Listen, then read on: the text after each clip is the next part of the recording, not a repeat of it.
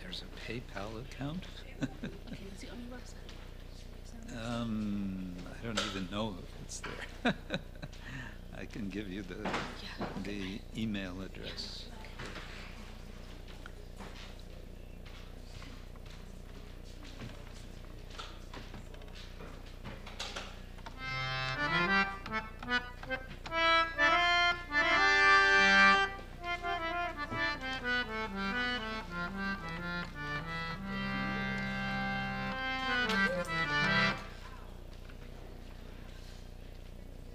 Okay.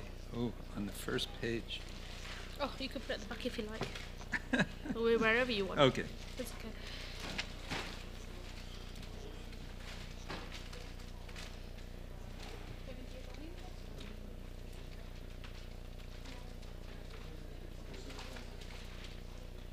Please remind me of your good name. Anita. Anita. You're living in London. Yeah, I live in London. Yeah, I serve at the Bhakti Manor. School of Close Bhakti. to the manor. Yeah, I serve at the manor. Oh, you serve there. Yeah. Yeah, I serve Radha Gokulananda in some. Try to serve. Yes, we all try to serve. Try to serve. My service is with School of Bhakti. And what specifically do you do? So cultivate students that come onto the course Oh, yeah. to help them grow in their spiritual, or sometimes they're just not even Fan the sure why flame. they not. You're fanning the flame. Yeah, try to. Try to. Okay, so that's... Okay, I can email you and then perhaps the details. You can... Yeah, this is a direct access to my PayPal account if you want to. Okay. Thank you very much. Thank you. Thank you.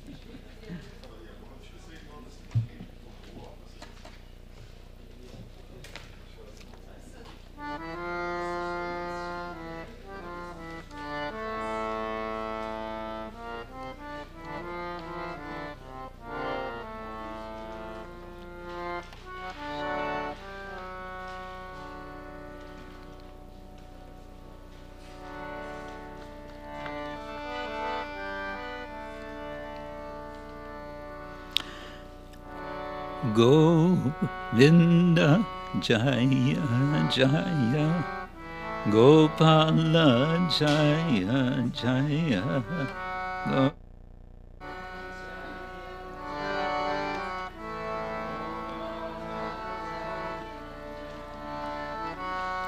Govinda Jaya Jaya Gopala Jaya Jaya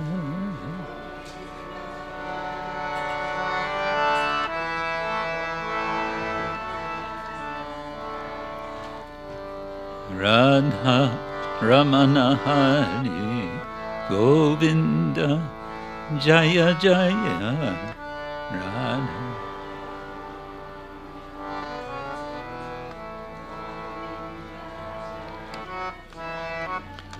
Radha Ramana Hari Govinda Jaya Jaya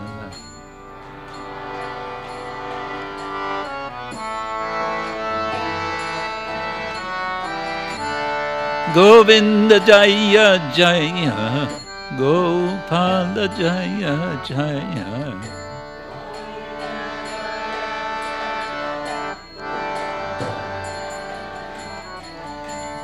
Govinda Jaya Jaya Gopala Jaya Jaya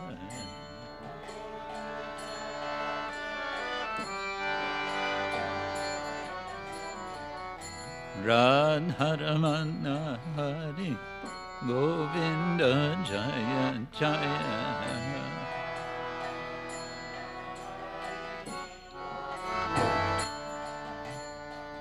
Hare Krishna Krishna Krishna Hare Hare Hare Rama Rama Rama Hare Hare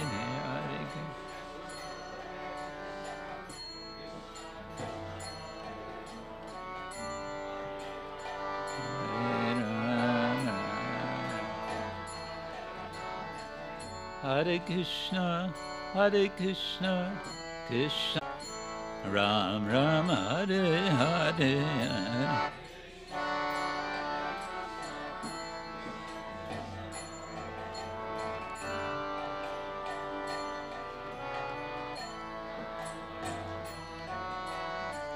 Hare Krishna,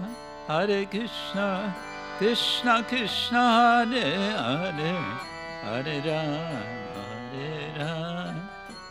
Ram Hare Hare.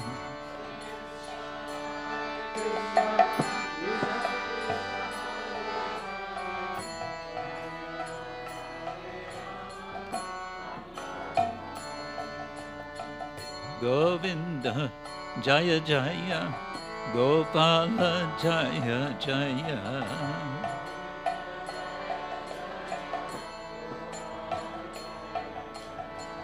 Govinda Jaya Jaya, Gopala Jaya Jaya.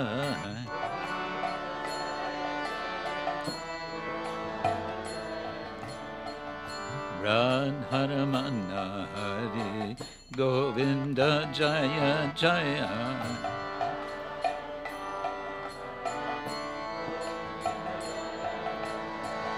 Govinda Jaya Jaya, Gopala Jaya Jaya.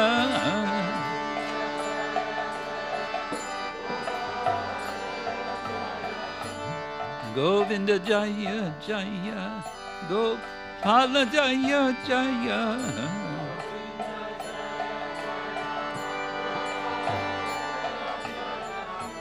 Radharamana Hari, Govinda Jaya Jaya.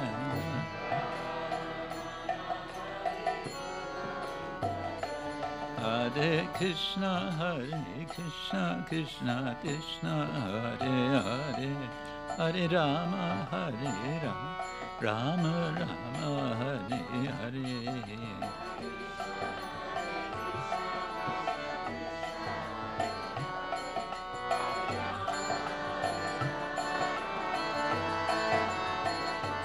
Hare Krishna, Krishna Krishna, Hare Hare, Hare Rama, Ram Ram, Hare Hare.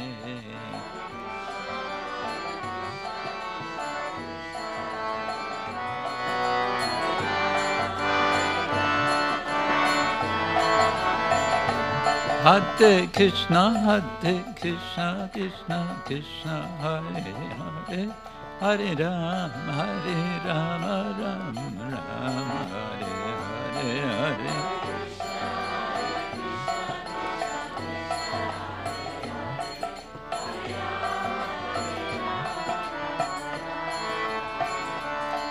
Haribo, Haribo, Haribo, Go Haribo.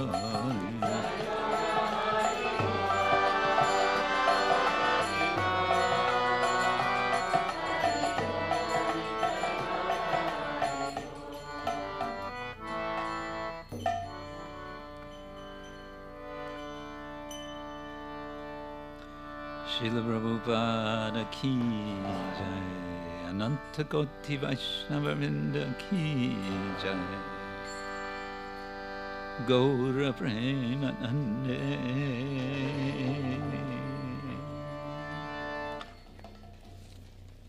Thank you. Wow, it smells nice.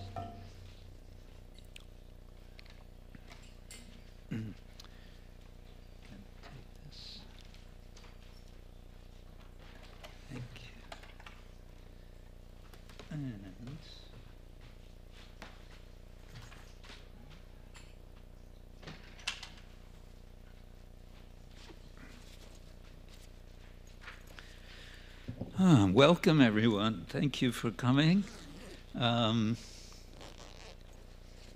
We're going to venture out on the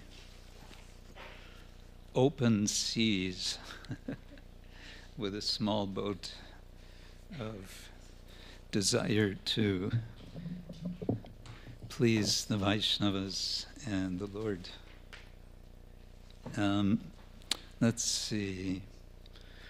Who all were here last year in our seminar? A few of you. And that means the rest of you not. So that's fine. Om Ajnanatimidandasya Jnananjana Shalakaya Chakshurunmilitam Yena Tasmai Shri Gurave Namaha Shri Chaitanya Manobishtam Stapitam Yena Bhutale Swayam Rupa Kadamayam Dadati Svapadantikam Nama Om Vishnu Padaya Krishna Prestaya Bhutale Srimate Bhakti Vedanta Swamin Iti Namine Namaste Saraswati Devi Gauravani Pracharine Nirvishesha Shunyavadi Paschatya Shatarine Vanchakalpatarubhyascha Kripa Sindhubhya Evacha Patitanam Pavanebhyo Vaishnavebhyo Namo Namah. Hey Krishna Karuna Sindhu Dinabandho Jagatpate Gopesha Gopika Kanta Radha Kanta Namostute Tapta Kanchana Gaurangi Radhe Vrindavaneshwari Vrishabhanu Sute Devi Pranamami Hari Priye Jai Shri Krishna Chaitanya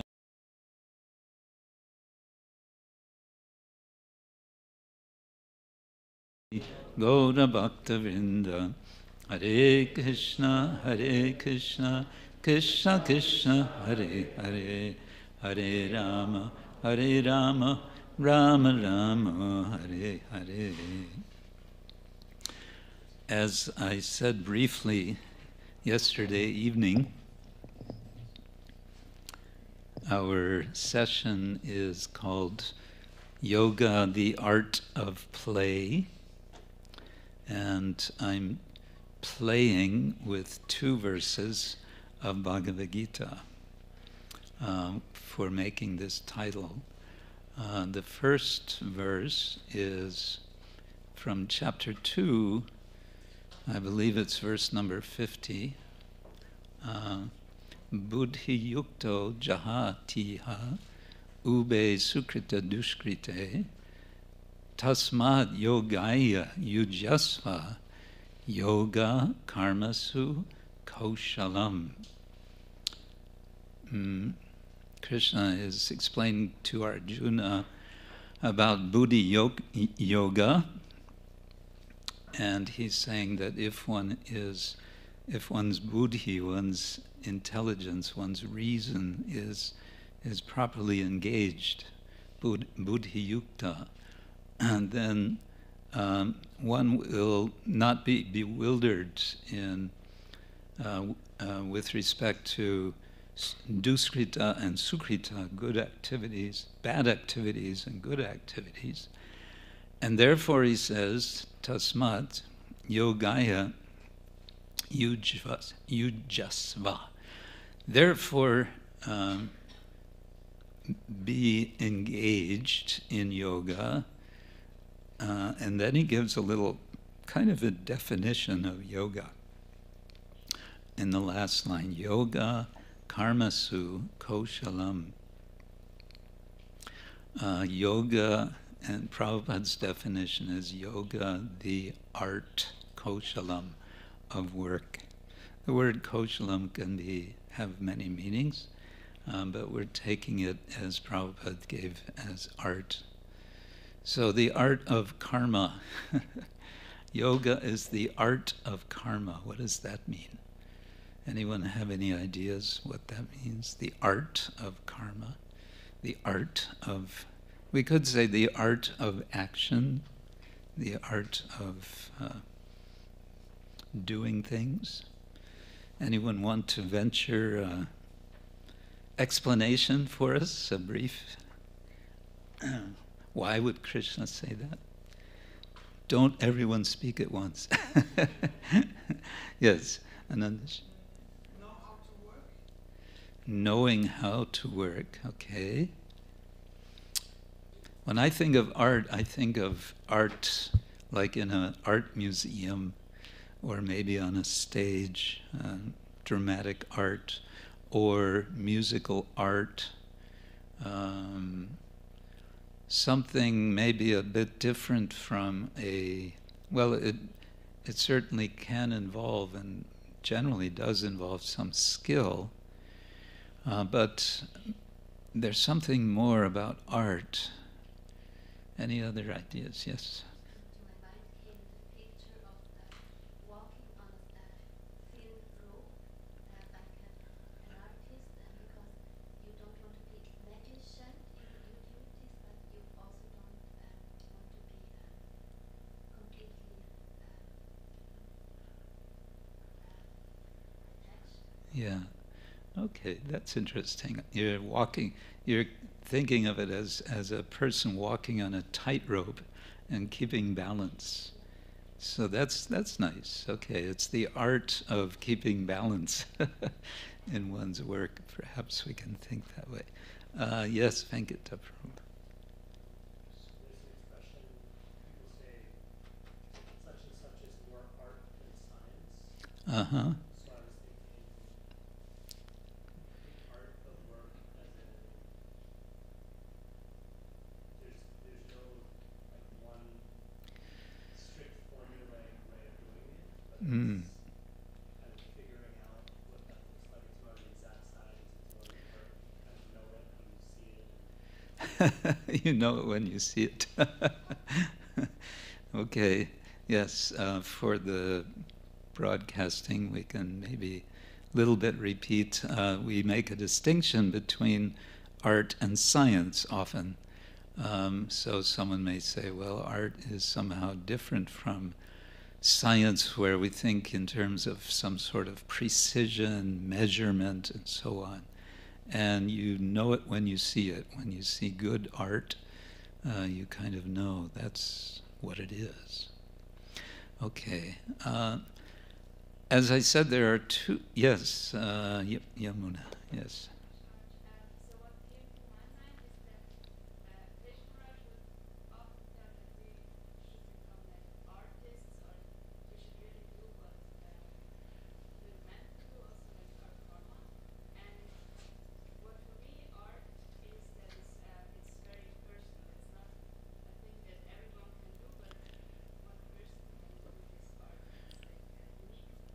Uh-huh. That many people can do the same art, but we should all become artists in our work. We should do what we What we can do best. Okay, thank you. Yes.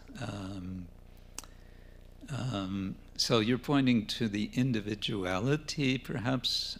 We each have our unique abilities, capacities in performing action, and to sort of do our very best in something. We could say that is performing the art of work. Yes? Yes. I'm not knowing your name. For me, it's like art of karma is when Krishna is speaking to Arjuna, is like to have the knowledge of what you are doing. You should have the knowledge of your karma, like because that will reflect in the other decisions. So know what you're doing. know what you should be doing. Okay, thank you. Yes, Anandita.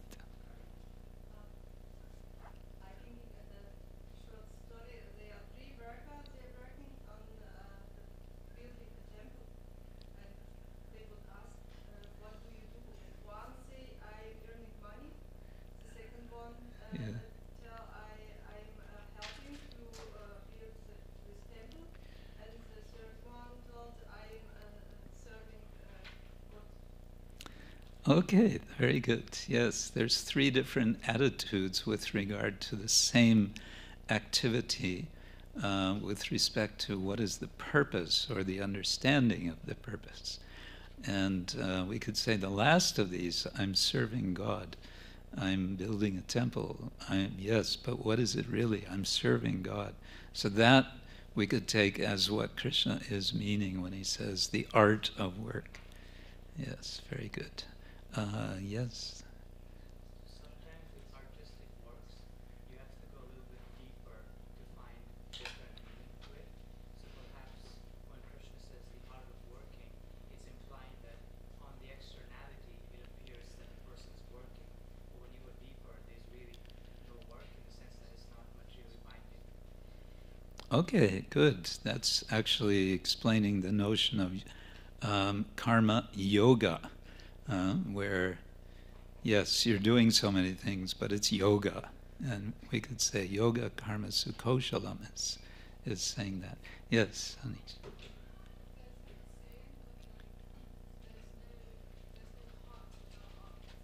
There's no heart without art.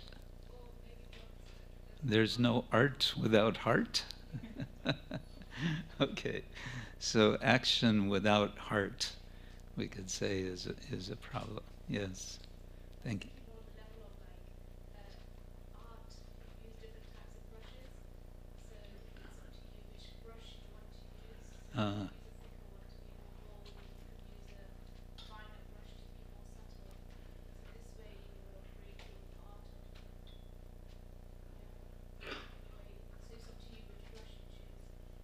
Okay, so you're different strokes for different folks.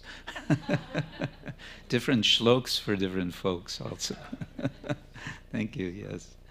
Good. The other verse which I feel is relevant here, I mentioned yesterday evening from the 6th chapter of the Gita, Yukta haraviharasya yukta cheshtasya karmasu yukta svapna vabodasya yogo bhavati dukkha.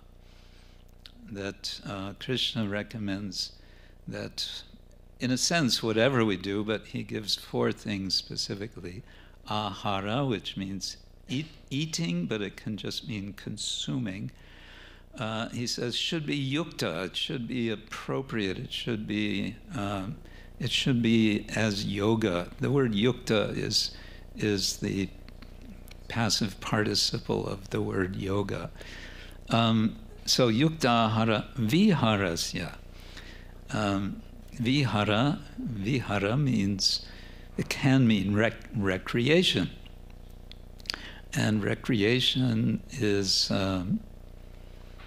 what do we think of when we think of recreation? Let's hear from you some thoughts. Recreation. What resonates with you? I know you've been so long engaged in devotional service, you totally forgot what is recreation. Yes, Stephen. Swimming. Okay. For you, that's recreation. That reminds me, we used to say we heard, maybe Prabhupada said, there's 2 kinds of sport, Vaishnav sport.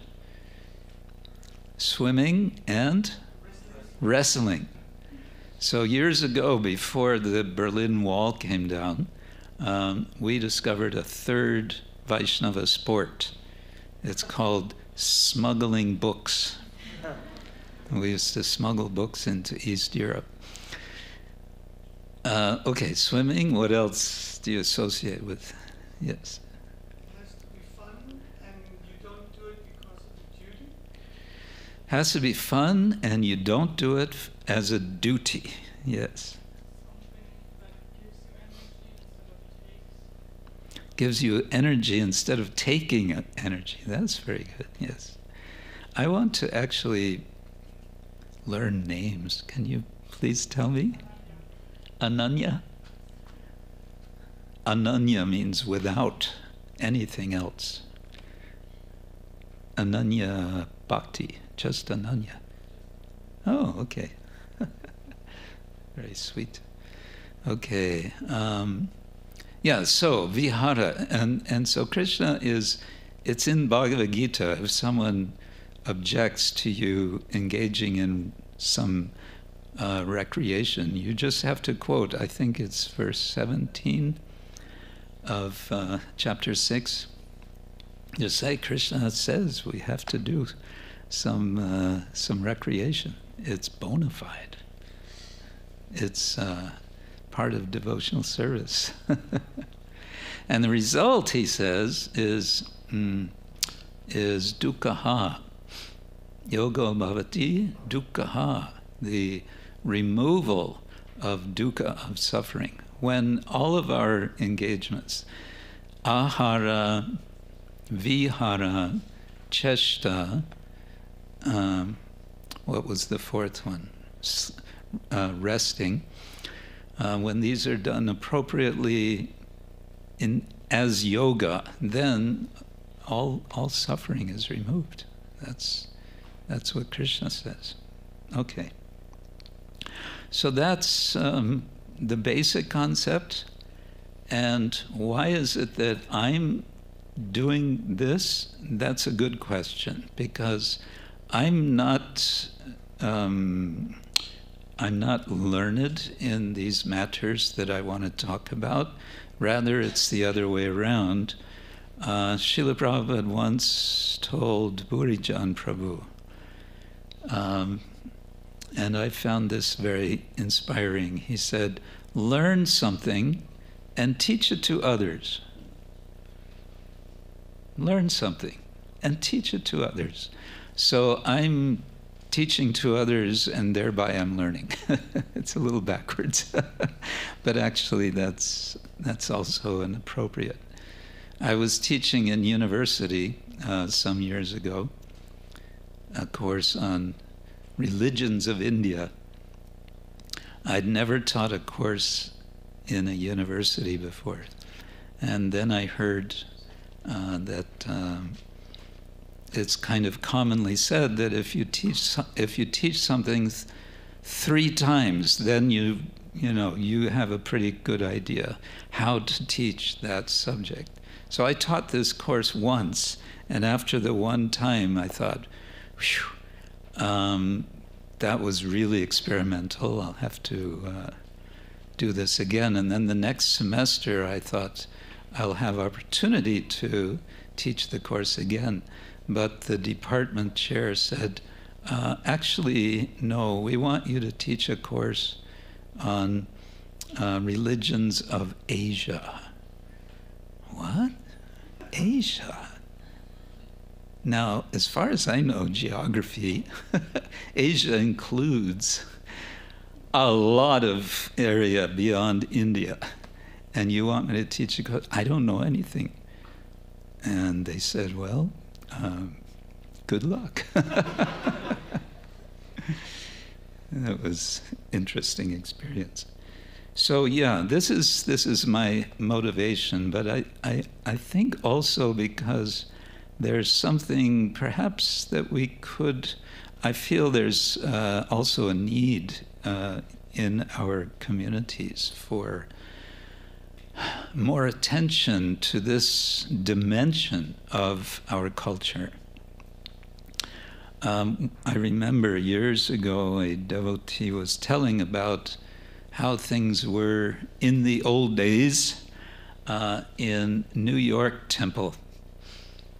He said that every Sunday, the Sunday program was going on, the love feast, as we used to call it, Sunday love feast. And he said every Sunday, there was also a small, short drama performance. Usually something comical, the boatman and the professor, or the fish out of water, these kind of little stories. And we may explore some of this during these days. But he said the temple was packed. People loved it. So many people came. They wanted to see the devotees perform. We don't see that so much. So I feel this is something that we need to encourage, and so I'm hoping to be a little bit functioning in that way. Now, I want to suggest, before we get into this, that we do a bit of icebreaker activity. If you could now go into, I would say, 2s, maybe 3s, with whoever you're sitting next to. And I have a question that I would like you to discuss. And I know this question you're going to go, huh? What does this have to do with Krishna consciousness? Well, let's see. Okay, here's the question.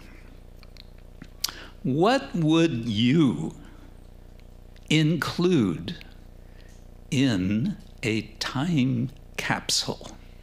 Do you know what is a time capsule? Time capsule is some, it can be a box or a tube or I don't know what, something which is made to last for a very long time. And some people make a time capsule and they'll seal it up in very elaborate ways, and then they'll bury it in the ground. And even they'll plant a tree on top of the time. So they want that it will not be discovered for a long time, maybe for, thousands of years before somebody finds it. But they'll put whatever they think should be somehow communicating our present culture into this time capsule. Okay, so here's the question. What would you put into such a time capsule? Let's do this just for a few minutes, one person and the other, with each other, okay?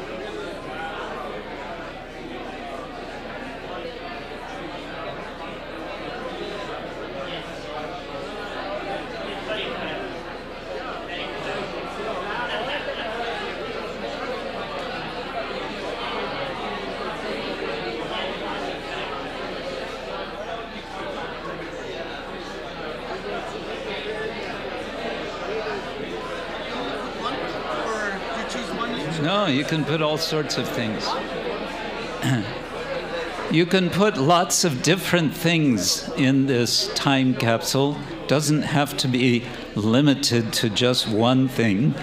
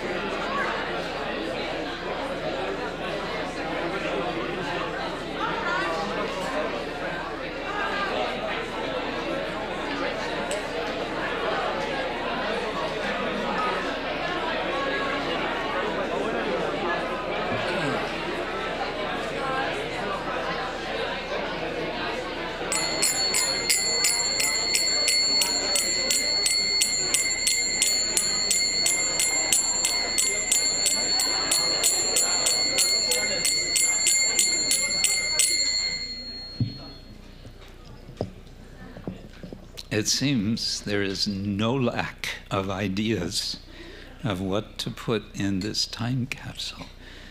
Anyone want to share with us what you want to put in this time capsule? Yes. Which we discussed and it came out like we said. Yeah, microphone would be good. Can we have a second? Please mute and unmute with the switch here, yeah? Microphone. Okay. It's on now or it's off? Okay. Just give it and then you can unmute. Yeah. Hello. Oh, yeah, let's see. Hello. Yeah. We discussed and we said like we will put inside a letter and saying we are not a body. You'll put a letter in which you say we are not this body, okay? And second thing In we which said language? German. And second thing we said that we will put that the culture of living, like the way of living in India, with family, sharing family values, traditions, togetherness, Okay. strengthening in the time of happiness and strengthening also in the time of sorrow. And third thing we said we will put Gita inside. Acha. Somehow these were all a little bit predictable. Okay, ladies in the back.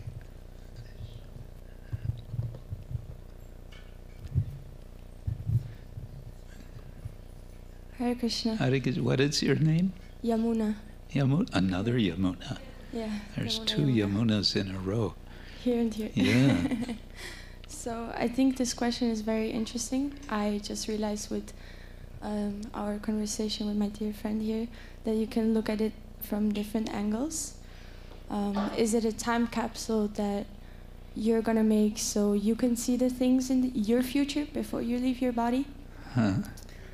Is it a time capsule that you leave for others when you have already passed?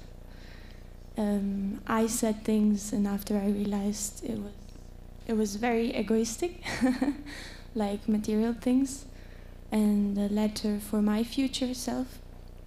My friend said she would put memories and feelings into a disc for herself to see. So I think it's very beautiful how you can go at it in many different ways. Thank you. That's interesting. A time capsule for oneself. Yes, maybe, after this life and after however many lives, you might come back and discover a time capsule that you yourself planted, and you might find yourself amused by what you have put in it, right? Okay, yes. Thank you.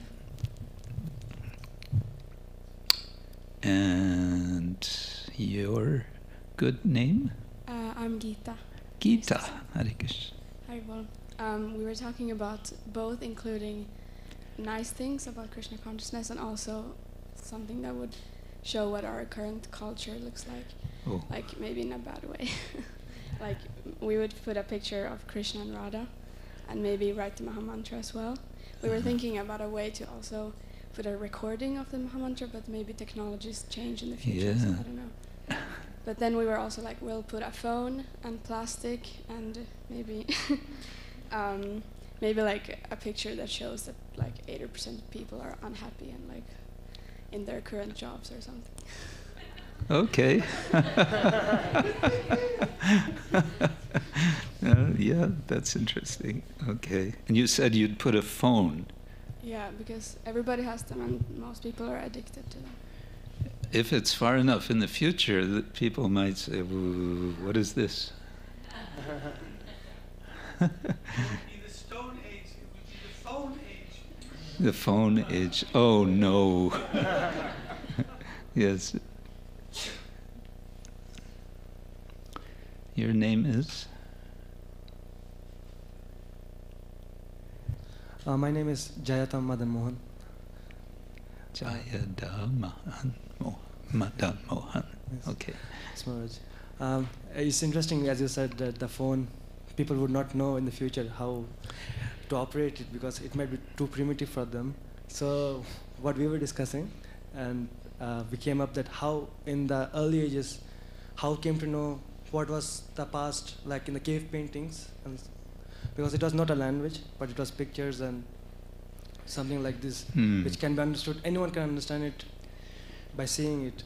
It's not a language also. It is not a, it's just pictorial. So pictorial, yes. So how we have the temples in South India where everything is carved on the pillars. Yeah, in stone. Yeah, right. so it's still 1,000 years and we still know what is happening by seeing that picture. So something like this, yeah. If you could do on stones or carve on it and carve something of Krishna consciousness, and if that is a way how we have to... Okay.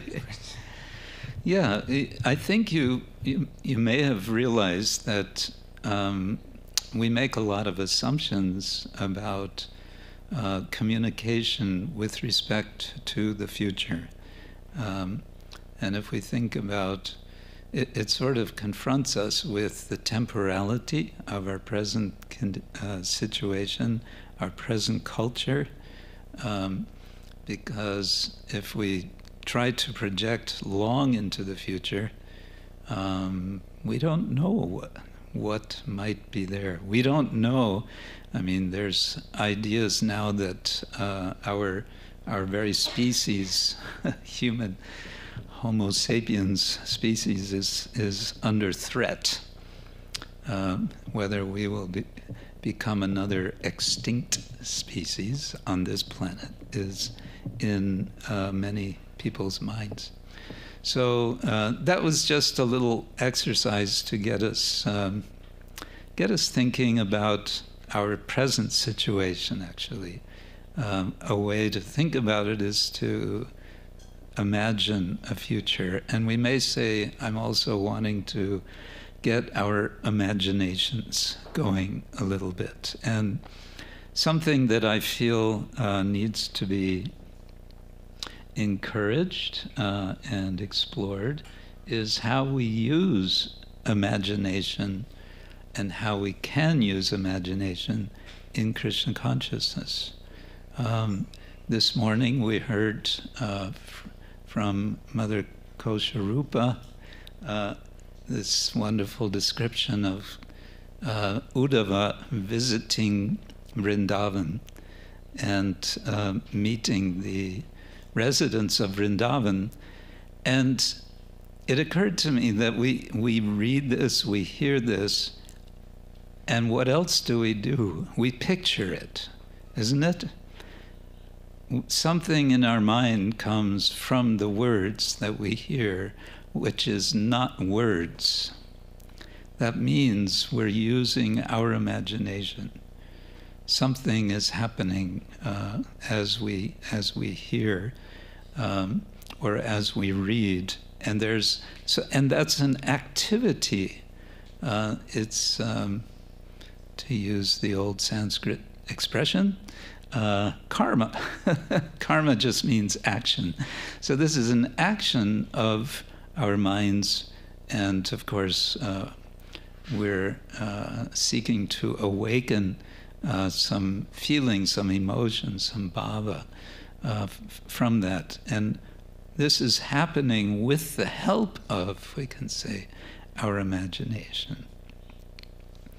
Okay, as I said yesterday, also, I want to do kind of two things in these sessions. One is to read, and we may discuss some things from our tradition with respect to drama.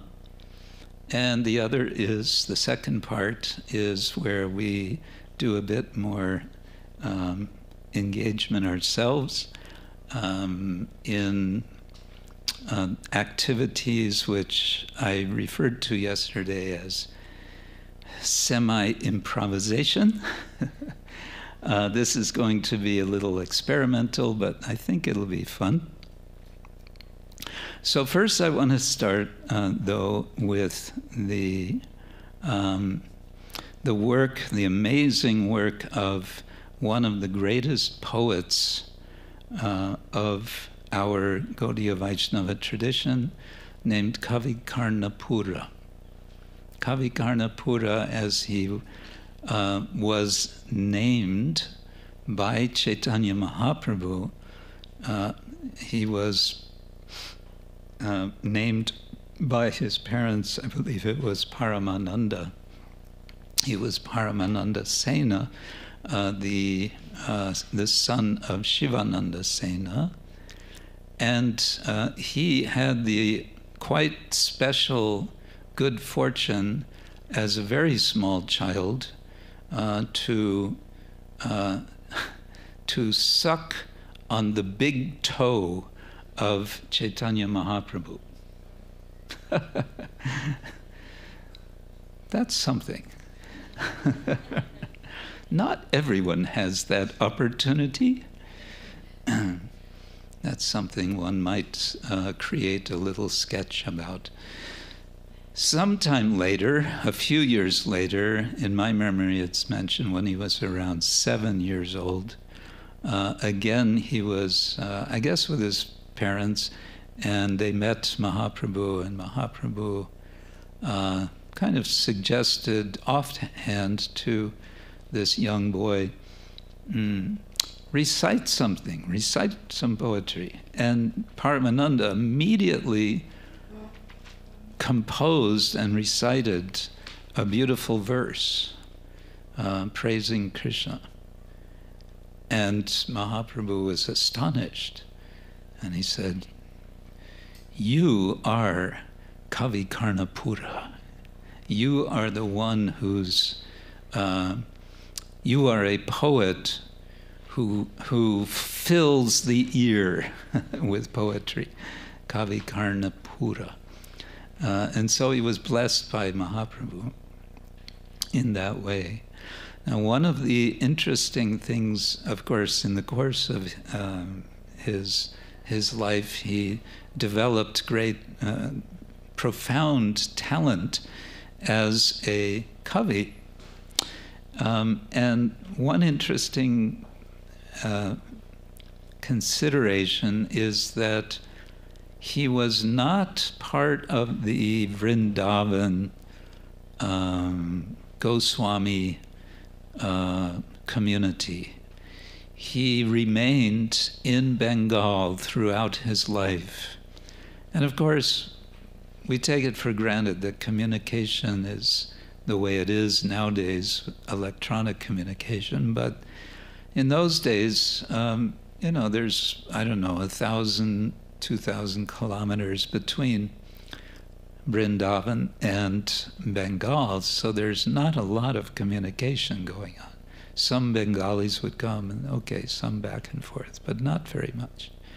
So it was like a separate world of Gaudiya Vaishnavism that was going on in Bengal as the Goswamis, Srila Rupa Goswami, Jiva, Sanatan, Raghunath Bhatta, Gopal Bhatta, that they were creating their culture of Krishna Bhakti in Vrindavan.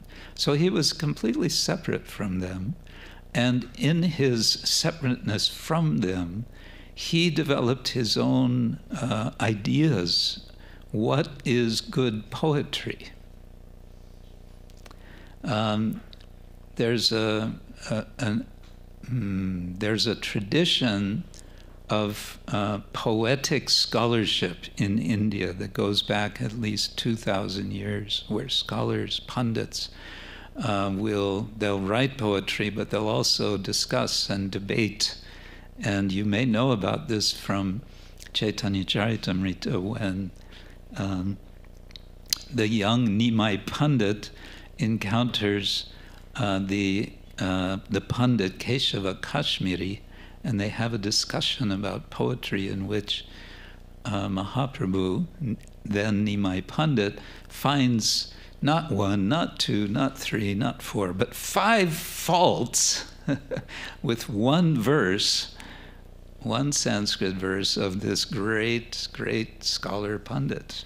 And that's discussed how Keshava Kashmiri was humbled by this young upstart Pandit, Nimai Pandit. So there is this very rich culture in India that has gone on for centuries and thousands of years. And it's that culture which our acharyas, especially Srila Rupa Goswami and Kavi Karnapura, developed in the direction of Krishna Bhakti.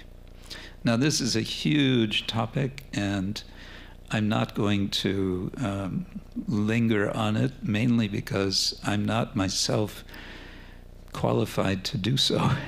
But what I want to do is just read a few verses and a bit of the and translation, and of this one drama which was written by Kavi Karnapura.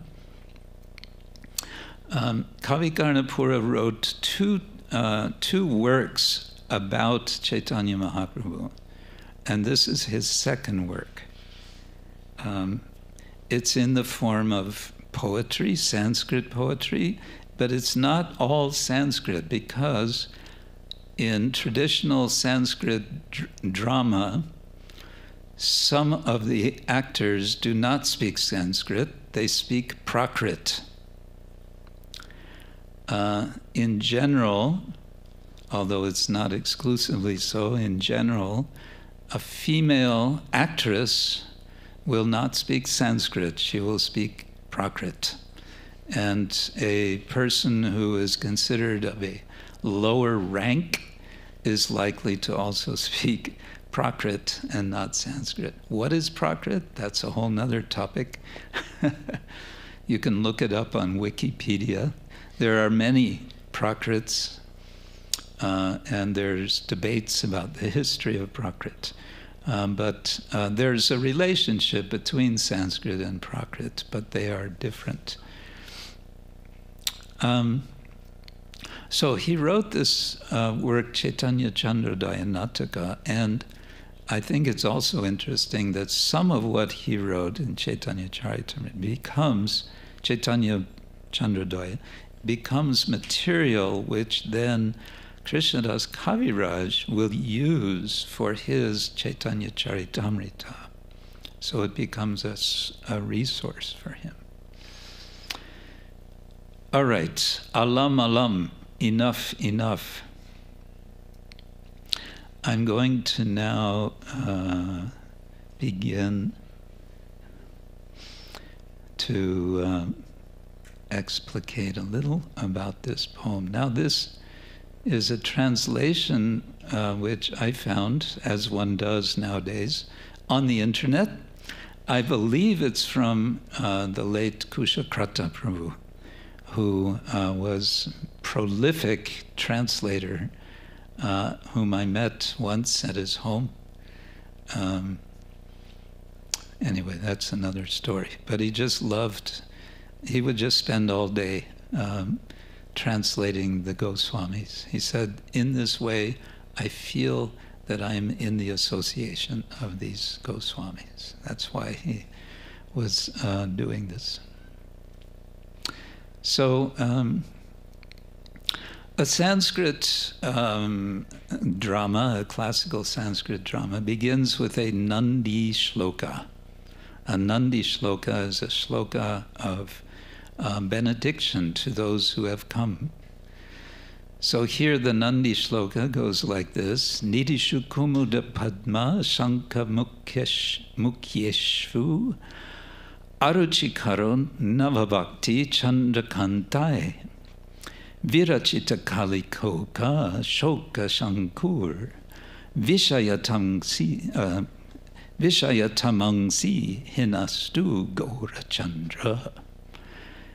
It's 9 new Chandrakanta jewels of devotional service eclipsing Kuvera's lily, lotus, conch and other treasures, and its arrows of light wounding the Chakravaka bird of Kali Yuga. May the moon of Lord Gora destroy the darkness of the world. So there's a lot of poetic expression just in this one verse. It's typical to start with something to do with the moon. Yesterday we had full moon, Guru Purnima. So, but it's in the form of a blessing. Hinastu Gorachandra, Vishayatam Mangsi Hinastu Gorachandra. May the moon of Lord Gora destroy the darkness of the world. So it's a kind of wish, it's a well-wishing. And then comes the Sutradhara. The Sutradhara he's the stage manager of such a drama. And he comes on stage and he says, "Enough with this pompous words. Listen today as, like Kudjala splendid sapphires scattered by sea waves on the shore, like a great forest of many-leaved tamal trees seen from a cave of Nilachala mountain, and like an intoxicated elephant playing deep in a banyan forest, Lord Jagannath went on procession to Gundicha. And as the entire universe became filled with jubilant calls of Jaya, Jaya, from mouths of men in every direction, and as blissful-hearted devotees filled the directions with a tumult of Bhagavad Kirtan, and as women filled the directions with shouts of joy, and as there was a deafening tumult of sweet mridangas, vigorous patahas, mahapanas, panavas, many dakas and dakaras, and deep beris, bankritis, and dundubis, different kinds of drums, I was suddenly approached by Lord Jagannath's servant, King Prataparudra, whose heart was wounded by the disappearance of Lord Sri Krishna Chaitanya, and who said to me, ... So this is this is not in the form of verse, this is prose. So drama will have both. It'll have poetry and prose. So he's described the Ratha Yatra going on, and in the midst of Ratha Yatra, what's happening?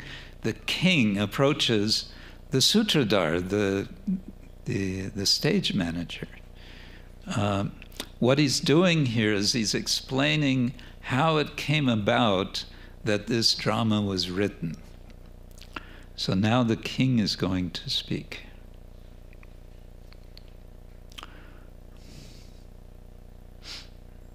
Yata ham ho charana charya. Okay, this is poetry. I think I'd like to read it. So yam nila giris. Let's see.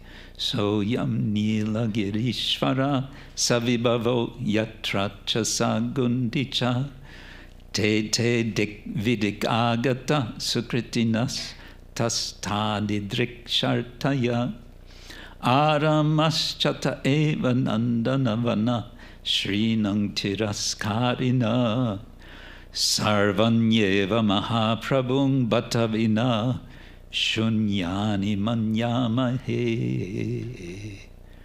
O playwright. So this is Prataparudra speaking he's addressing him as a playwright. O playwright, here is the same powerful Lord Jagannath. Here is the same Ratha Yatra festival. Here is the same Gundicha temple. Here are the same pilgrims come from all directions to see the Lord. Here is the same garden that eclipses the beauties of Nandanandana. Still, without Lord Chaitanya Mahaprabhu, I think everything here is a desert.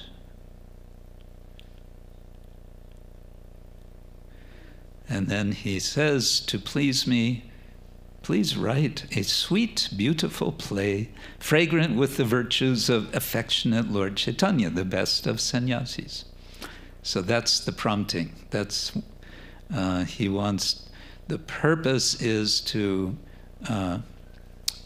what's the word I want?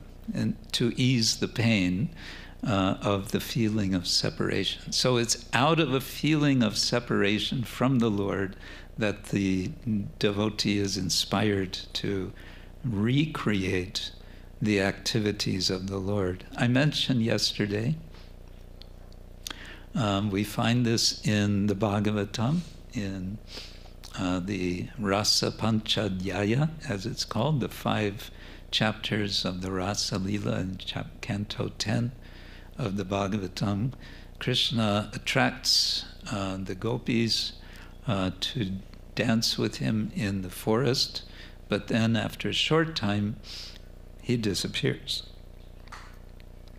And when he disappears, the gopis all go searching for him in the forest, and they're calling for him, and they're addressing the trees and the plants and the animals, and no one is responding, and nothing, and there's no trace of Krishna.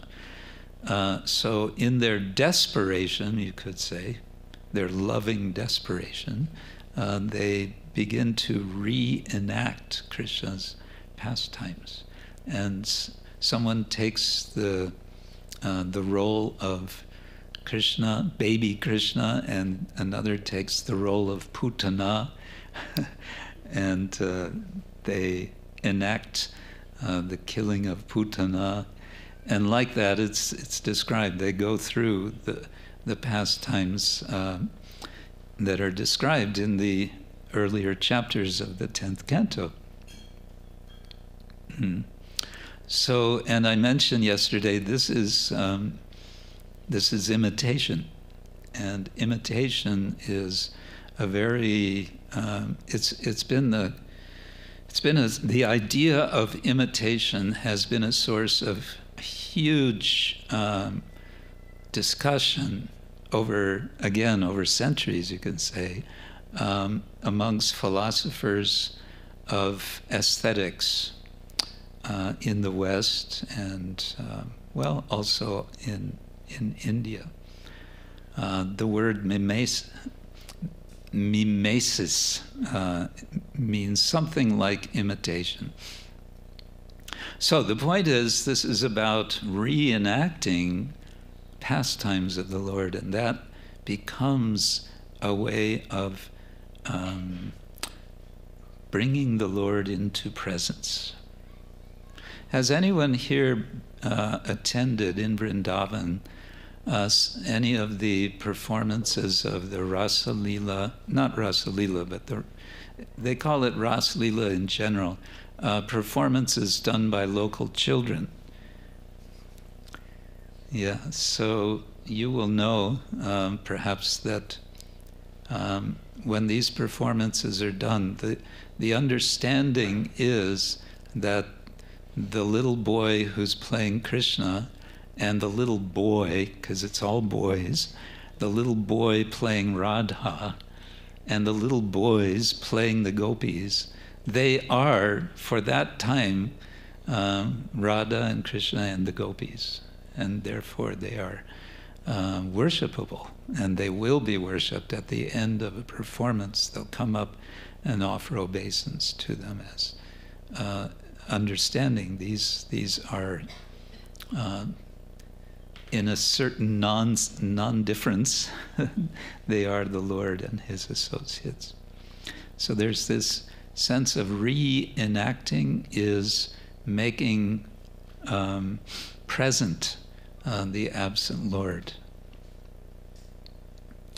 Okay, this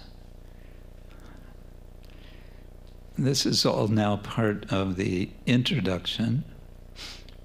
And one particular feature of the of the Chaitanya Chandradoy Nataka is its use of allegorical figures. And so I'm looking here, where is the beginning of the first part, Act 1.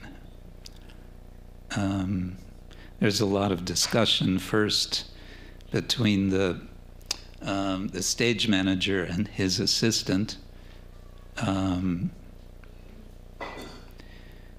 it includes some quoting of the Bhagavatam. Maybe I should read some of this.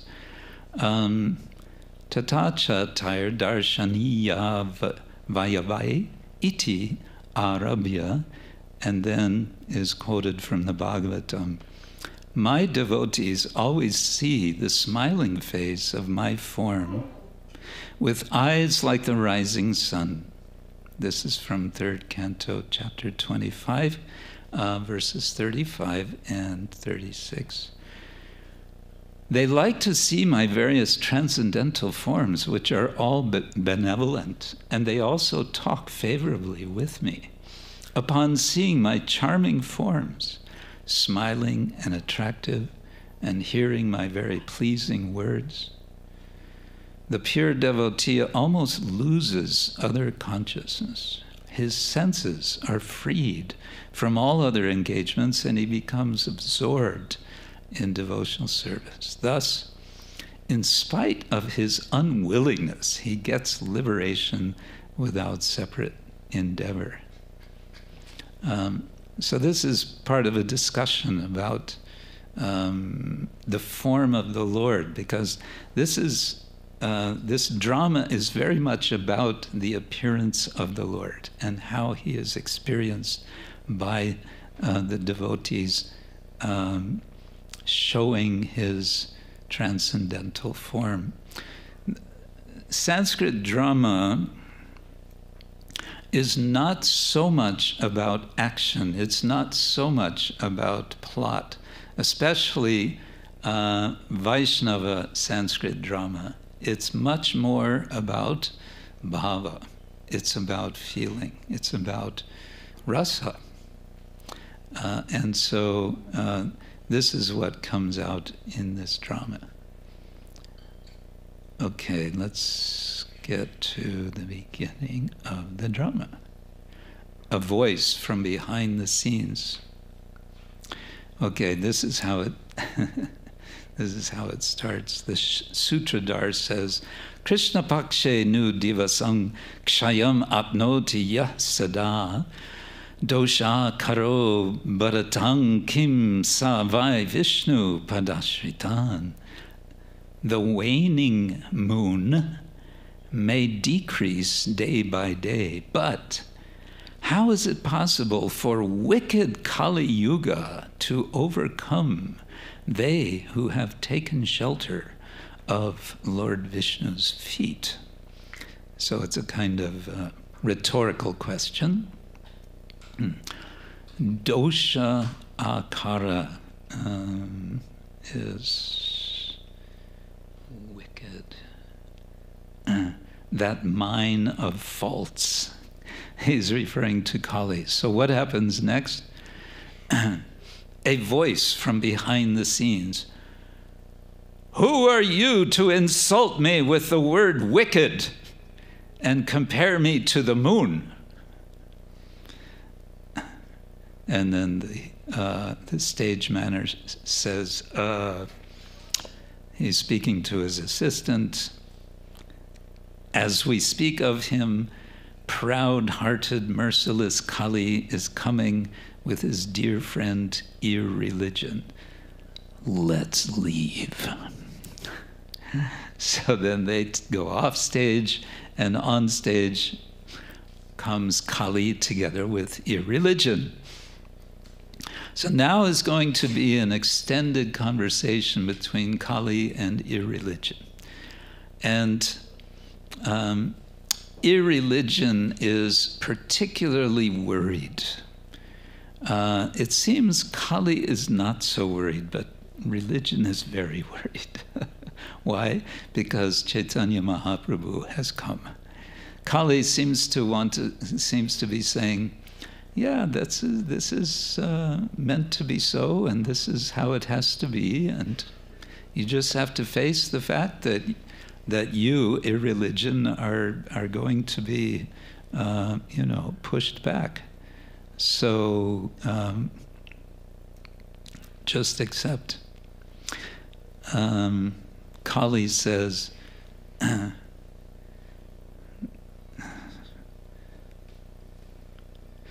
Kali, so remember, Kali is the one who is more relaxed about the situation. And he says, born in Navadvip, as the son of Sachi Devi and Jagannath Mishra Purandara, this boy has cut my work into pieces. And then irreligion laughs and says, O king of the Yuga, out of fear of the splendor of the ferocious son of your powerful arms, the bull of religion, who has only one leg left, is now silent as an owl hiding in a mountain cave. Your feet are served by many servants like myself. How has your mind become so bewildered that you fear a Brahmin boy? So irreligion is going to be saying, come on, who is this? It's just some Brahmin boy. But you're, concerned about him as you are expressing. And it goes on like this. Who's speaking here? Kali says, Hari, Hari, Hari Bhakti Shiksha Sarasamana Jagadeva Nispunana Harir Iha Kanakabja Kanta Kantir Dvijabhavane Vatatara Bala Lila, purifying the world and placing in its heart the nectar teachings of devotion to Lord Hari. Playing as a boy and splendid as a golden lotus, Lord Hari has incarnated in a Brahman's house. So one thing we find a lot of in this and in such dramas generally, a lot of description goes on about what happens off stage. And here the idea is speaking on stage, describing something off stage, requires us, the audience, to imagine what's going on off stage. So here he's describing how Mahaprabhu, as Nimai, has been born in a Brahmin family. So this is the beginning, telling his history and calling upon us to imagine this Brahmin boy growing up and so on. Okay. So there's a kind of banter. You know the word banter? Banter means sort of talking back and forth as a kind of arguing, not serious arguing so much, but yeah, it's a back and forth. So it's adharma, speaking with Kali Yuga, and adharma is... He's the one who is doubting about the power of Chaitanya. Kali says, by taking birth during an eclipse of the full moon, he, Lord Chaitanya, tricked the people of the world to chant Lord Hari's name at his birth. And then irreligion says, Ayamapi te Brahma, Yaridam kakataliya nyayeno papannam anyata kalpayasi, shinu bo shrinu. He says, you are bewildered. Ayamapi te Brahma. It is like the kakataliya nyaya. Have you heard of kakataliya nyaya? Who has heard of Kakataliya Nyaya? No one has heard of Kakataliya Nyaya? Oh, I think we're going to have to do something about that. We may have to perform something. It is like the Kakataliya Nyaya. It is only a coincidence. Although you think it is not, listen. Oh, listen. And then he goes on to say, you are very powerful. You have many strong helpers. What is this new sprout of a Brahmana boy in comparison to you, whose roots are so old and firm? How did you become so bewildered to fear this boy? So there's a bit of drama here. And drama means there has to be some dialogue, there has to be some, and there has to be some sort of an issue, some sort of a problem. Some kind of conflict should be there. So here there's a conflict in the form of a doubt. So this can become also substance for drama. There can be like a debate, and that can be a dramatic debate. Anyway, what is Kakataliya Nyaya? Kaka means crow. Taliya means of the tall tree, the tall fruit tree. And Nyaya, what does Nyaya mean in this context?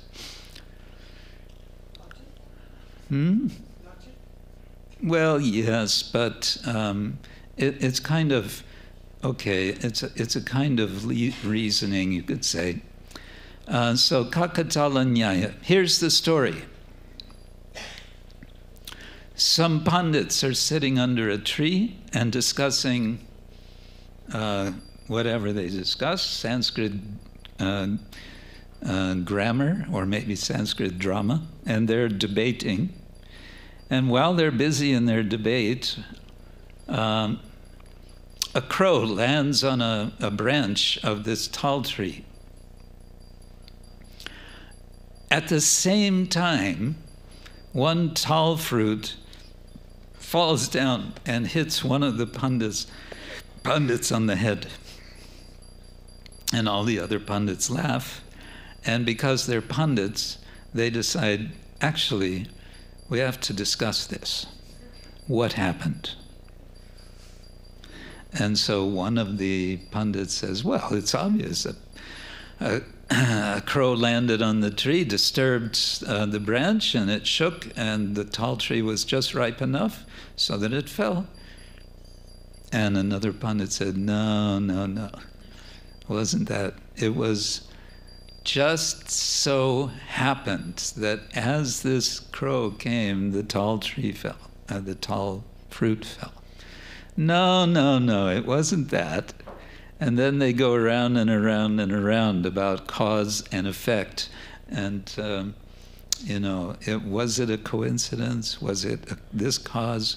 Was it that the tall fruit fell and that made the crow actually move away from the tree, because that's what they noticed, that it flew up, and so on. So that's called Kakatala Nyaya. To think that something was intentional or purposeful or having a cause-effect relation, no, it's just a coincidence. Yeah, that could be something we could develop into a little skit, I suppose. Any of you would like to work on that? Yes? Okay. Anyone else want to work together with, what is your name again? Gora. Anyone else want to work with him on this? No, it's volunteering. Okay. So we need another, let's do something else. I have another plan B, and that is, I think we want to get into groups again. This time I think we'll need a bit larger groups. And what I want that we try to do, and I'm sure we can do it, is to perform a little skit And here's the story. You've probably heard this story.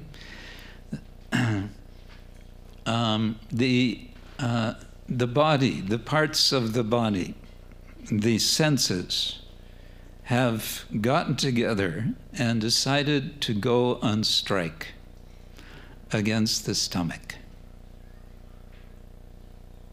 You know this story? Yes? No? Okay, some of you know, some of you don't know. Those who don't know, you have to make it up, the rest of it. They go on strike because, you know, what is this? It's always the stomach that's getting the food. It's not fair.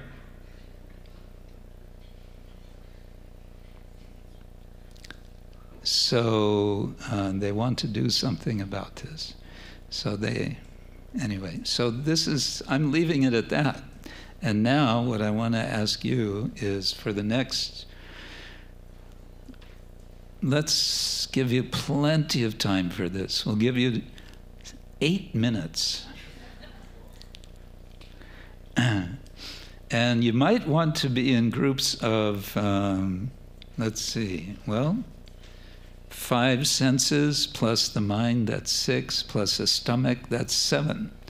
So you could be in groups of 7, and then you could see who can be which of the different parts, and then we can try playing it out. What do you think?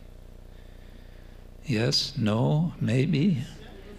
Yeah? No? No? Yes, okay, let's go.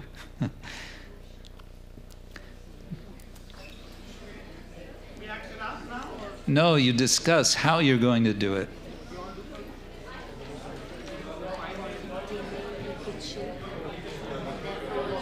They wanted to ask if we could also extend the session by 10 to 15 minutes. Oh. Then they also have more time to discuss.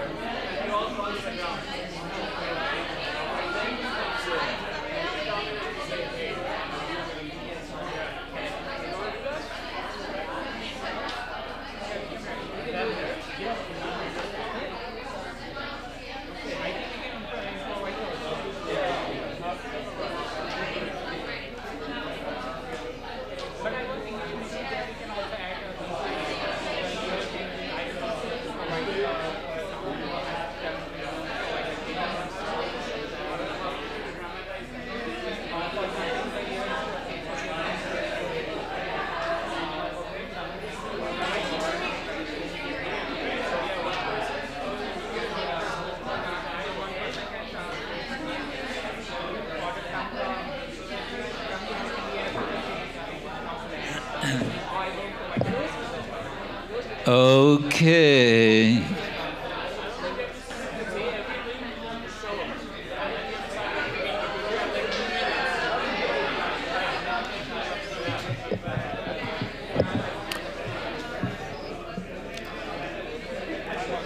Are we ready?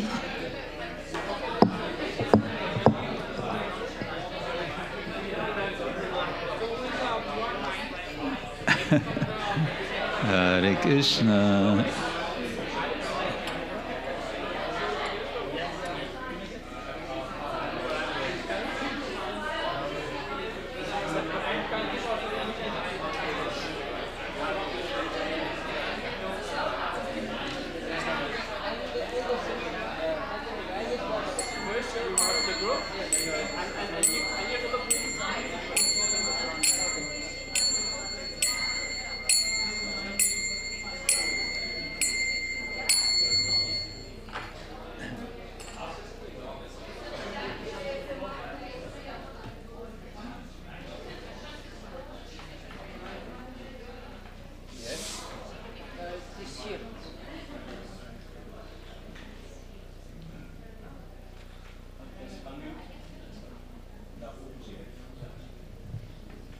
So, who wants to go first to show us what you came up with? Don't all say yes at once. Don't be shy. No, we're going to act it out. Ooh, yes. And since you asked, you want to start? Come up here. Now, you're still working out things. What are we going to do? Oh no, we have to perform. Ah!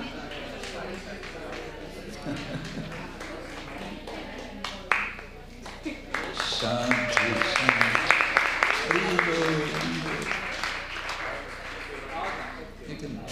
You can turn this off for now. Recover it. Okay, here's a microphone.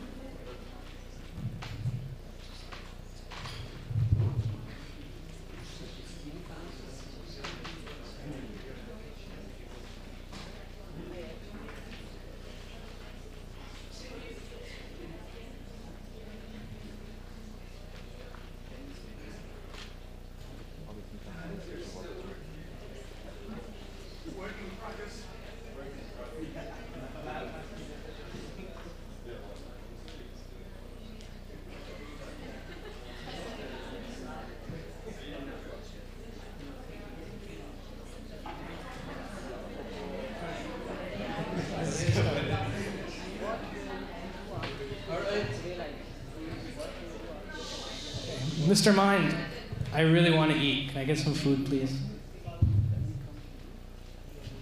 Stomach's hungry. Senses, get to work. Make some food. I always you ask us. You can do it yourself. I mean, this all sounds nice, but you know, I'm just the ear. I'm not gonna enjoy this. It's all going to the belly, so. I'm the side. I will not read any recipe anymore. It's always so hot and sometimes so cold. Who is the food going on? I'm just burning on my skin. I like to see the food, but I cannot eat it ever. It's always it's always my eyes. No, I cannot ever eat it. Tell that guy, who is it actually? Never saw him in my life. Bad news. Let's go right here. We're not getting anything. I'm sorry.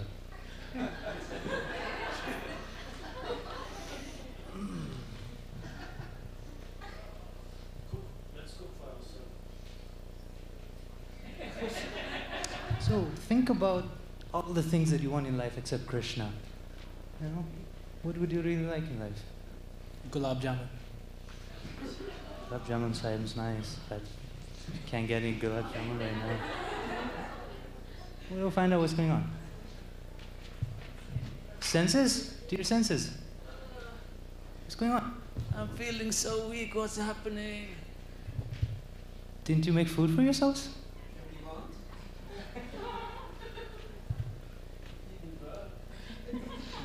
I cannot think anymore.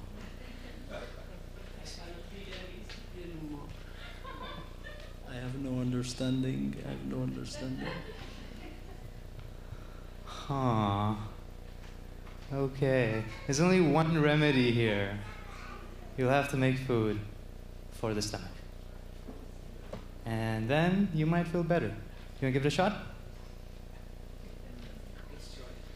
Yeah. Let's give it a shot.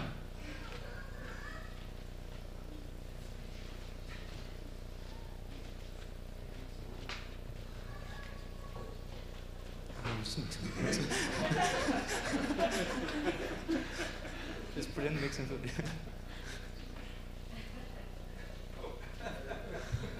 All right.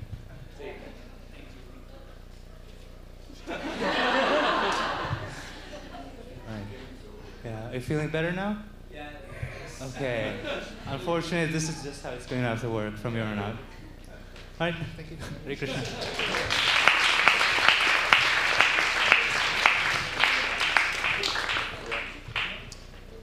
Nice, very good, very good.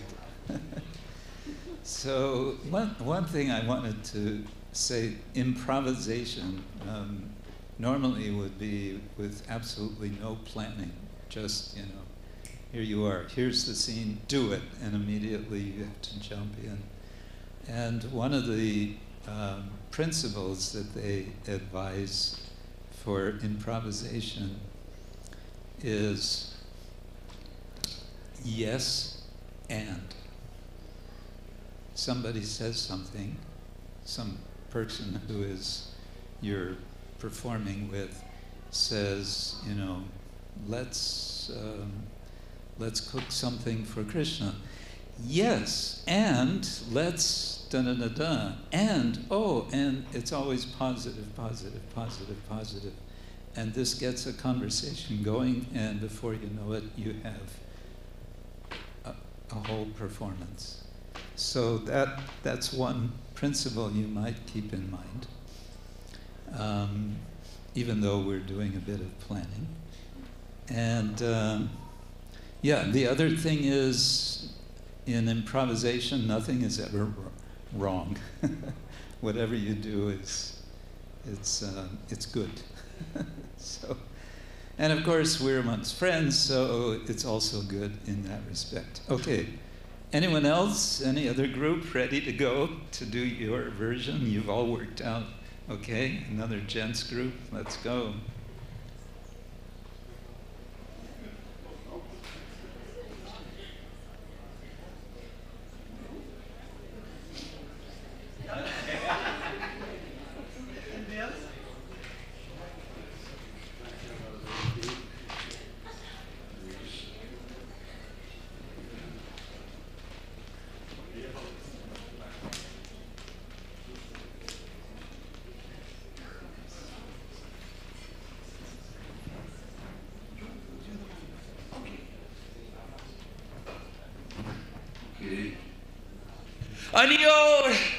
Anior, give me some more. Give me some more food. No, I think this is unfair. I'm looking all day for good food to bring, to finger, to cook, and I ask leg to walk. I think this is unfair. We don't get anything, you get everything. I want to go on strike. Yes, I agree. I said I use these precious hands of mine to feed you, and I get no benefit out of it. Yeah, we want democracy. We don't want a dictator saying that what we have to do. So please stop that. We will do it on our own. Let me talk to them. I'll sort this out. Of course. I have nothing but your best interests in mind.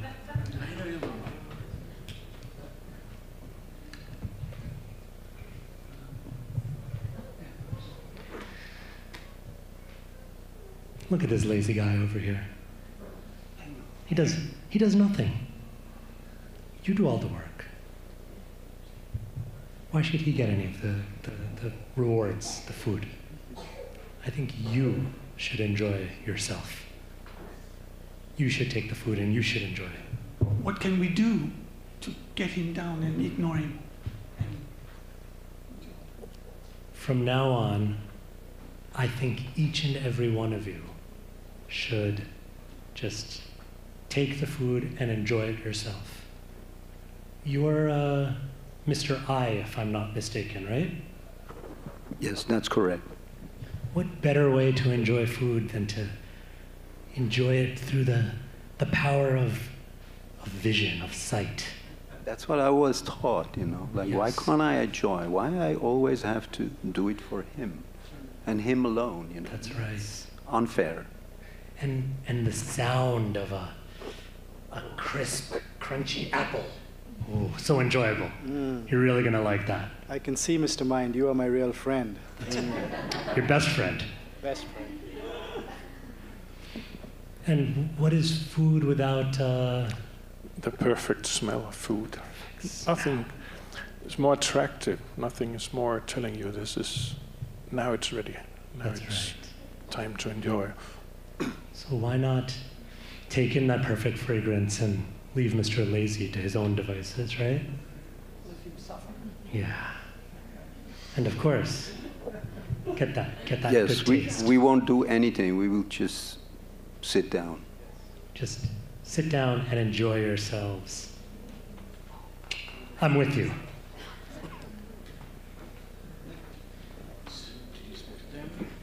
They're going to do something about it. I know I miss Mangalarti, but that doesn't mean I get punished this way. I tried my best. I really did. But, you know, anyway, let's What do you mean you tried your best? Come on, don't they understand? Krishna has said in the Bhagavad Gita, Aham sarvasya prabhuvu. I am the enjoyer as the stomach. I am the one who's maintaining all of them. How can they just strike like that?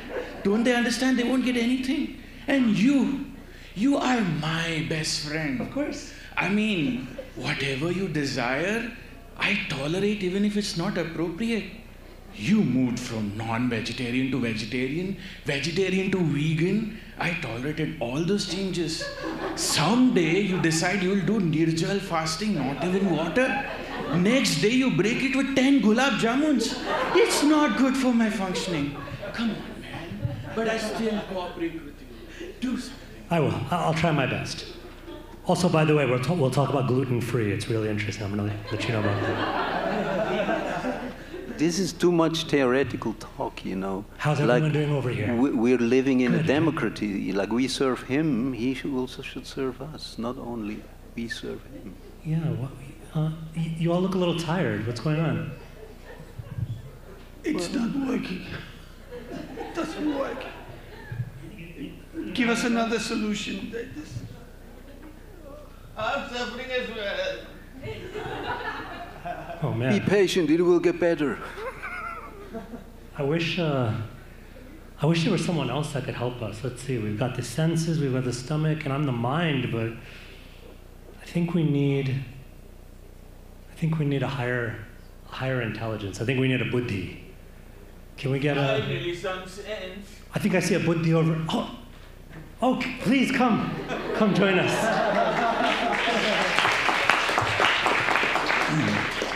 Can you help me out of this mess? Well, you made the mess, didn't you? Such a politician, I must say. We want a new president, please. He's not working. A new president? Oh, it's a real revolution going on. Okay. Bhoktaram yagyatavasam sarvaloka maheshwaram suridam sarvabhutanam gyatva mam shanti richati. And also yata taror mula nishechanena tripyanti tatskanda bujopashaka prana. I'm not going to remember it. Prana. Anyway, yata taror mula nishechanena. So you want to grow a tree, where are you going to put the water? In the stomach? No. Sort of. Sort of. Yeah. And it's roots. Roots, you got it. Brilliant. That's why he's the president. Yes, you water the roots. You don't water the leaves. Poor leaves. Quick, get them some water. I mean, get them some gulab jamuns. I mean, yeah. What's between gulab jamuns and water? An apple. An apple? You understand what you're saying right now. Ah, he's getting it. Okay. And then, here we go. It's amazing. How is it possible? Through right intelligence. Actually, he misled us. Uh-oh. He has to go back to Gurukul and get the philosophy right. No, please keep him tight. Keep him tied? Yeah. I have an idea. Maybe we can work. Yeah. Maybe from now on we can work together, Ah. and then we can help these guys do the right thing. Really? Thank you so much.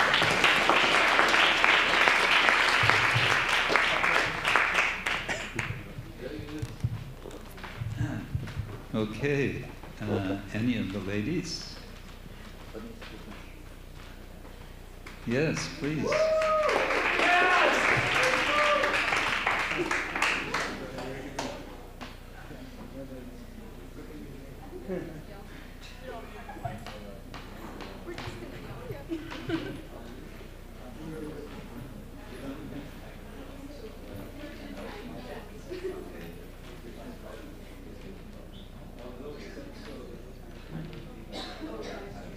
For that.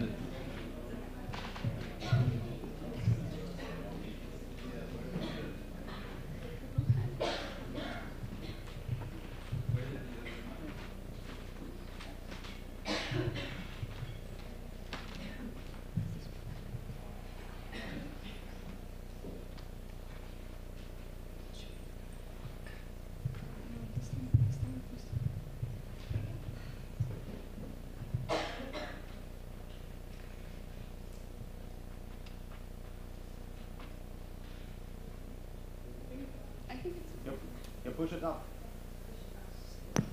Okay. I'm so hungry. It's been a really long day. I just need the mind to help me out. Finally, you're here. What do you need? We're here for you. Anything. I could really go for some like khichdi with some ahimsa ghee and some paneer. Great. Actually, I would like some. I'm just so hungry. I agree. But they're not. What's up? What's up? What do you need? You're always focusing on this. No, I'm here for you too. No, I maintain the body. You feed me, I maintain the body. You feed me, I get these legs moving. What you talking? No, please.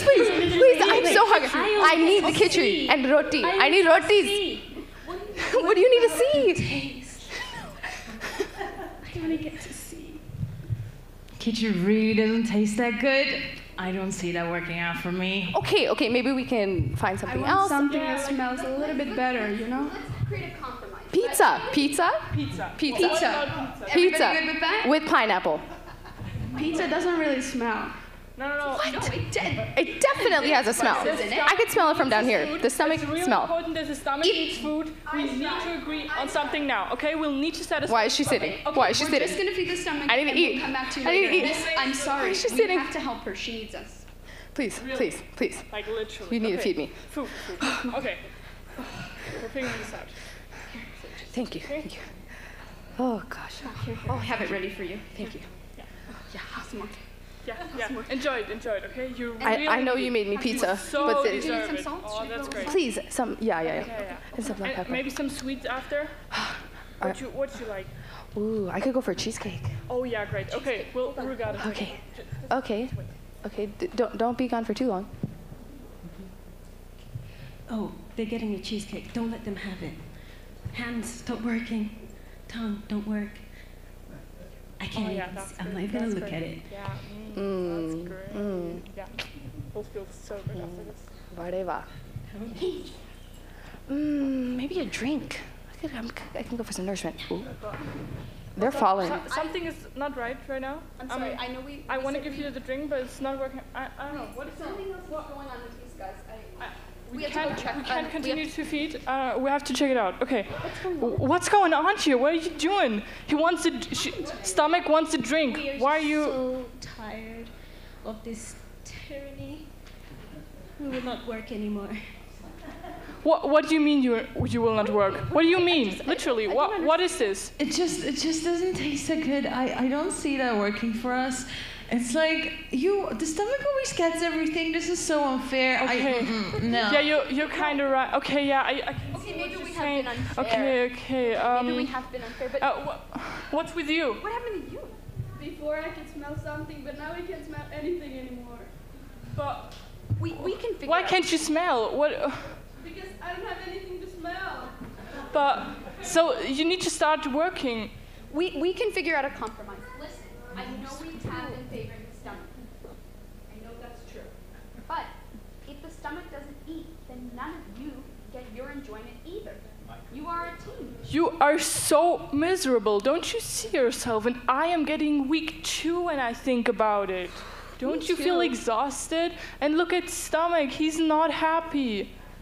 I do feel like I've been a bit unfair. Maybe we can come together and work something out. Let's try. I must say, I value all you senses. You make my food taste better, but I was getting a bit greedy. That's true. Thank you for acknowledging your mistakes. Yeah. What can I say? I'm quite perfect. I'm working on I it. really like you, but maybe we should pay some more attention to the others. I guess so. Because we all need that you, working out in the future. so we all can be happy. No one can be happy on their own. That's true.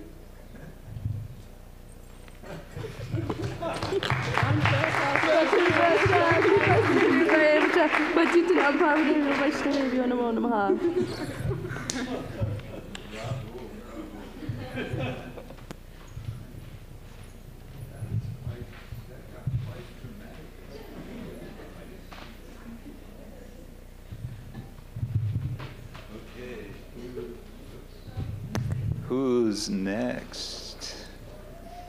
We have, I think, 3 or 4 more groups. We still have some extra time. The kitchen told us there's about 10 minutes extra time, so. Is that part of the plane? The kitchen is late? That could well be, but it's not planned, it's improvisation. Oh, they're good at Okay, who else? Who's done? Who hasn't done? Come on, don't be shy.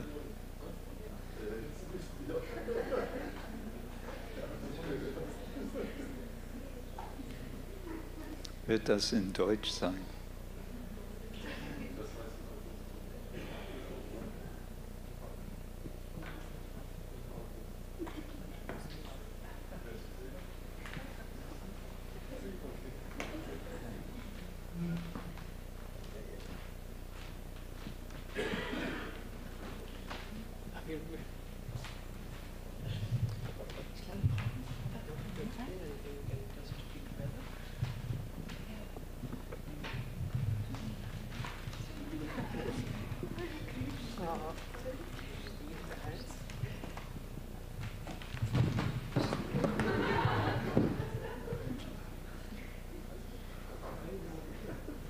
Die Seele verlässt das Schiff, weil die Sinne nicht mit dem Magen kooperieren wollen. Hare Krishna. So geht's nicht. Besser, wir kommen wieder zusammen und kooperieren miteinander und dann können wir alle zusammen Freude erfahren und Krishna erfreuen. Ja. Hare Krishna. Hare Krishna. Krishna Hare Hare, Hare Rama, Hare Rama, Rama Rama, Hare Hare, Hare Krishna, Krishna Krishna, Hare Hare, Hare Rama, Hare Rama, Rama Rama, Hare Hare. Haribol.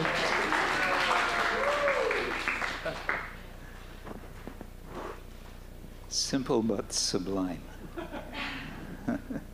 Okay, who do we have yet? This group back here, I think. No? Some of you disappeared. They went on strike. No?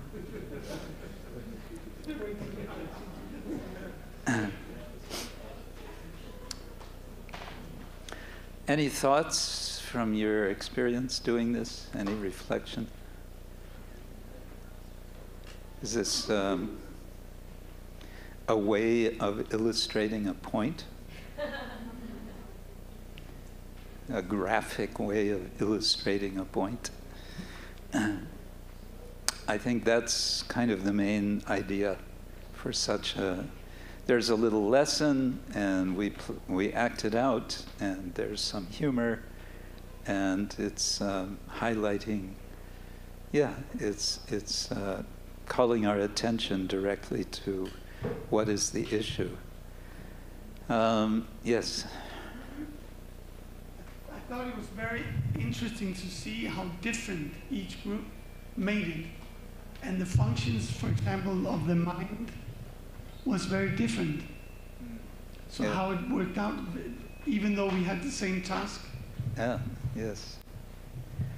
I thought also it's interesting to see that there were a lot of politics involved.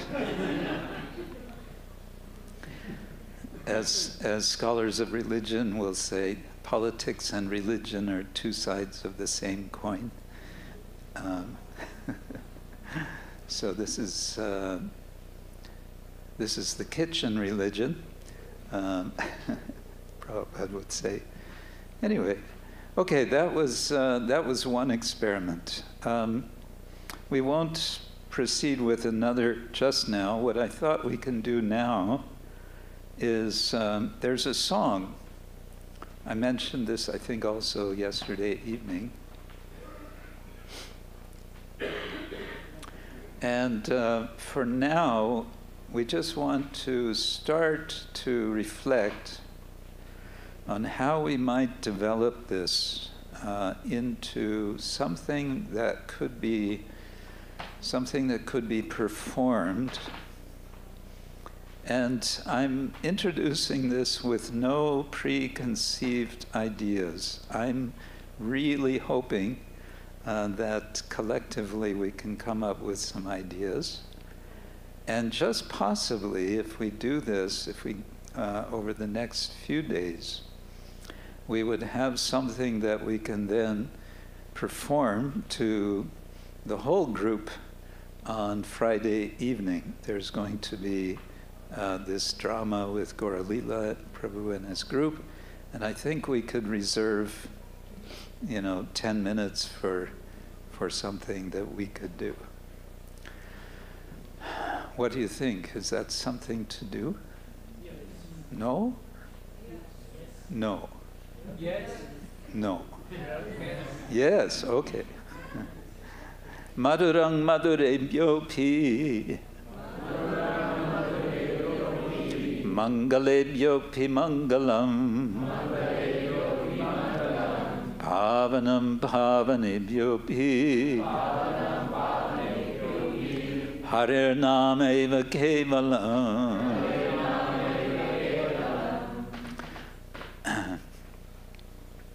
There's a translation for this somewhere. I have it with me, but okay, that's good. More sweet than all other sweet things, more auspicious than all other auspicious things. The greatest purifier of all purifying things, the holy name of Sri Hari alone is everything. And it goes on like this, with 8 verses. And it occurred to me that somebody who would be a little clever could develop this into a music video. My guess is that you are all much more familiar with music videos than I am. because you're all of a younger generation. And so you're going to be overflowing with ideas of how we might do something using our imagination, which will evoke the audience's imaginations, and which we can involve music. We can have harmonium. We can involve the audience also in singing along, perhaps. And I'm thinking maybe some pantomime, some dance gestures, pantomime, something to make more graphic and a little dramatic, perhaps, each of the 8 verses. But we want to think about how to do it so it moves, so it's a song, possibly with pauses. We can have a very short pause between each one, where somebody says something and somebody else says something else. You know, you could have a skeptic, for example. I'm thinking aloud. You could have a skeptic. You know what a skeptic is? A doubter. You know, someone who says, "Oh, come on, I don't believe it." And then, no, but Harinam eva kevalam, it's sweeter than the sweetest.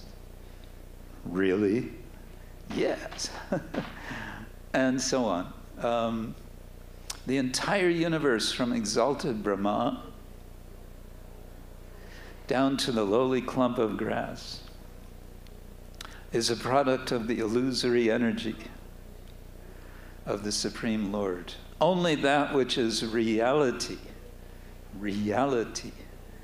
satyam, satyam, punar, satyam. I say this is reality. The holy name of Sri Hari alone is everything.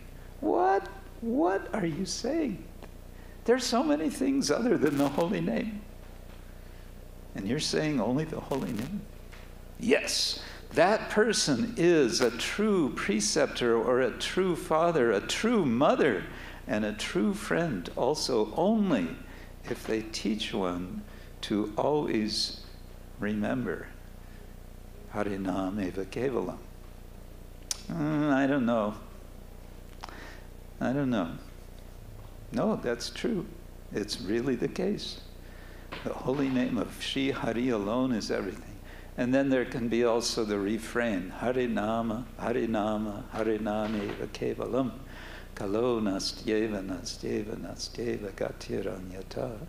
And you could have personified Kali getting pushed off the stage each time, you know, by he's here when he hears Harinam, Harinam, Harinam. I don't know, something like this could be done. Let's go back to this song. Abrahmastamba paryantam sarvam mayamayam jagat satyam satyam punah satyam harinam eva kevalam. Next verse. Saguru sapita chapi samata bandhavopisa shikshayet chet sada smartum harinam eva kevalam harinama harinama harinam eva kevalam kalo nasteva nasteva nasteva gatiranyata nishvase nahi vishvasa Kadavruto bhavishyati Kirtaniya mato valyat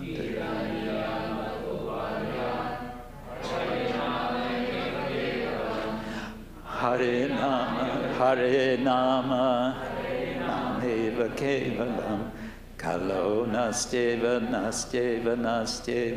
Gatiranyata. So like that, it's a half-baked idea. Do you think we could bake it fully? No? No? Yes, okay. So I'm giving this as I'm trying to prime the pump. You can be thinking about this, and then we can work on it over these days. Is that all right? Yes. And then we'll have something by Friday that we can perform for everyone. Okay. Anyone have any ideas right now you want to share for this? Any thoughts come to mind? Yes, Anj. Hare Krishna. My thought was like that. Oh, okay. What I thought was the process of the mind accepting the meaning of this song, and I like somehow there's like a performance of the mind coming to surrender to the meaning of the song. What you kind of said about like the internal doubter, I think that's a very vivid imagery. If maybe someone can like act that out, and then it's like a process of the mind surrendering. That's something that came into mind. Yes, that's very good. That would make it into a dramatic development. So starting from the mind being quite standoffish from the idea, and then perhaps gradually more and more yes, no, maybe, and then finally with the final verse, Harinama, one is convinced. Yeah, good, very good. Okay. Any last thoughts? I hope this has been somehow engaging for you, and we can continue tomorrow. I want to continue with Chaitanya Chandra Dvayanataka and possibly Chaitanya Bhagavata. Yamuna, you wanted to say something? Yes, is it also possible to put some other pictures inside, or just us? To put pictures inside. We're talking about this? Oh, to project. Yes, we could. So if you want to suggest specific images, that's great. Okay. All right. I think we could gradually come to an end for today. Tomorrow, I believe there's going to be a switching of the schedules so that Satchidananda Swami will be speaking at 11:30 tomorrow, and our session will be in the afternoon, 4:30, I think? I think so. So, thank you all very much. Srila Prabhupada Ki Hari Bol.